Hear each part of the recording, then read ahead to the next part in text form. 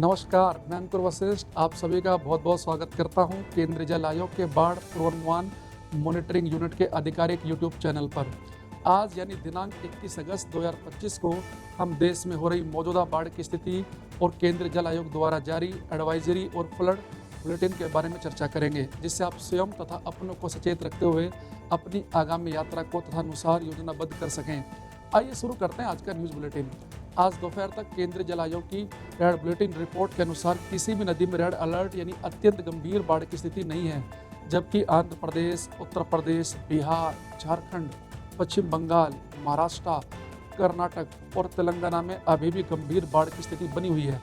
इन प्रदेशों के क्षेत्रों में कई नदियां जैसे गंगा, यमुना, घाघरा, गंडक, कोसी, बागमती, तापी, यराला, पंचगंगा, घाटप्रभा और गोदावरी खतरे के निशान से ऊपर बह रही हैं। जल स्तर उसके पूर्वानुमान के बारे में अधिक विस्तृत जानकारी के लिए आप हमारी वेबसाइट पर जा सकते हैं, जिसका लिंक नीचे स्क्रीन पर उपलब्ध है। आगे बढ़ने से पहले बात करते हैं पिछले 24 घंटों में वर्षा के आंकड़ों के अनुसार प्रमुख वर्षा प्रभावित क्षेत्रों के बारे में, जो कुछ इस प्रकार हैं। पहला सौराष्ट्र के दक्षिणी पश्चिमी भाग, दूसरा तटीय महाराष्ट्र। गुजरात की बात करें तो अगले 24 घंटों में बनास, साबरमती, माही, तापी, दमन, गंगा नदियों में जलस्तर वृद्धि और सामान्य से अधिक बाढ़ जैसी स्थिति की संभावना है। सौराष्ट्र में वात्रु, सतरुंजी नदियों में अगले 24 घंटे तक अधिक प्रवाह की संभावना बनी रहेगी। सतरुंजी, कड़ाना, धोरई, दांतीवाड़ा, उकाई तथा सरदार सरोवर परियोजनाओं में अगले 24 घंटों तक अधिक मात्रा में जल आगमन की संभावना बनी हुई है। आइए अब राजस्थान की ओर चलते हैं। डूंगरपुर, उदयपुर, बांसवाड़ा, प्रतापगढ़ जिलों की पश्चिम बनास, माही, सोम, अनास तथा चंबल नदियों में जलस्तर वृद्धि और सामान्य से अधिक बाढ़ जैसी स्थिति की संभावना है। अगले 24 घंटे में माही बजाज सागर बांध में भारी जल आगमन की संभावना है। महाराष्ट्र की बात करें तो पिछले दिनों हुई भारी वर्षा के कारण तापी, दमनगंगा, भीमा, यडाला, पंचगंगा तथा ऊपरी कृष्णा की अन्य नदियों से पुणे, सतारा, कोल्हापुर जिलों में भारी प्रवाह की संभावना बनी रहेगी।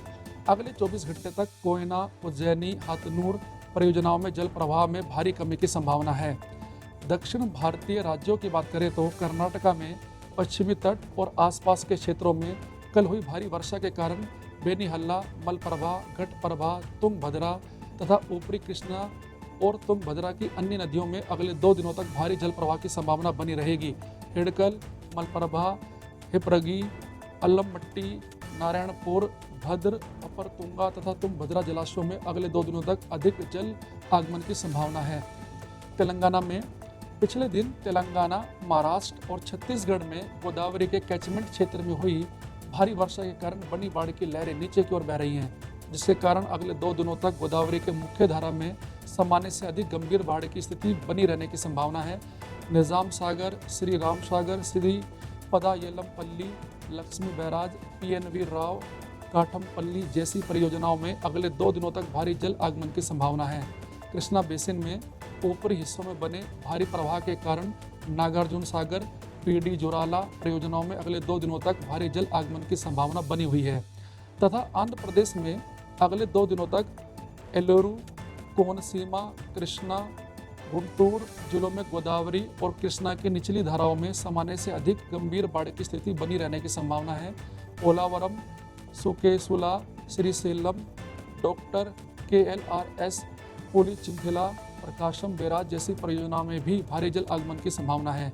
सूचित रहें, सुरक्षित रहें और हम आपको अगले बुलेटिन में मिलेंगे। तब तक के लिए धन्यवाद।